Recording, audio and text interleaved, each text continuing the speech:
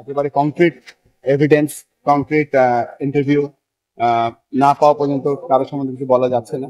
আর এটা আমি এক্সপার্টও না, এবং আমরা যে কমিটি করে দিয়েছি তারা আমাদের কাছে খুব তাড়াতাড়ি আরেকটা রিপোর্ট দিব, যে রিপোর্টের ভিত্তিতে আমরা অ্যাকশন যেতে পারবো। তিন সদস্যের যে কমিটি আছে এখনো আমরা ডিক্লেয়ার করতে পারছি না, তবে খুব তাড়াতাড়ি আমরা ডিক্লেয়ার করব। কয়েকজন ক্রিকেটার আছেন যারা প্রতিনিয়ত বছরের পর বছর এই লিস্টে ছিলেন, মানে তাদের বিরুদ্ধে যারা স্পন্সর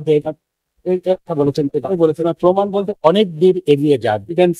কিছু আছে, আমাদের রিপোর্ট আছে, কিছু আমাদের অনুসন্ধানের আউটকাম আছে, কিন্তু অ্যাকশন নেওয়ার জন্য যে প্রক্রিয়া দরকার সেই প্রক্রিয়ার মধ্যে আমরা আছি।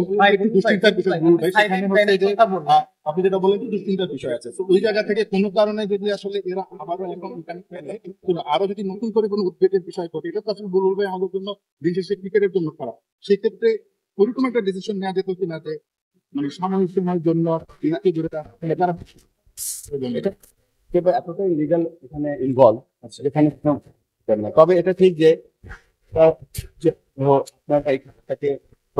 জন্য আপনাদের যে ইন্টারেস্ট আছে সেটা আমরা প্রথম পদক্ষেপ হিসেবে যেটা নিচ্ছি সেটা হচ্ছে যে এই খেলাটা আমাদের কন্ট্রোল আছে হচ্ছে খেলোয়াড়দের উপরে, ম্যাচ অফিসিয়ালদের উপরে, গ্রাউন্ড সিজার কাজ করে তাদের উপরে, এবং তাদেরকে প্রতিটি প্রশিক্ষণের ব্যবস্থা করছে।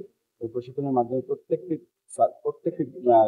ডিপার্টমেন্ট যারা আছে তাদেরকে প্রশিক্ষণের পরে তাদের সই করতে হবে, এবং সই করার পরে তাদেরকে আমরা খেলতে দিব বা অংশগ্রহণ করতে দেবো। আরেকটা যেটা করতে যাচ্ছি সেটা হচ্ছে যে এই খেলাটা প্রোটেক্ট করার জন্য আমরা আমরা ইলেকট্রনিক এবং প্রিন্ট মিডিয়ার মাধ্যমে আমরা একটা ক্যাম্পেইন করতে যাচ্ছি খুব শীঘ্রই।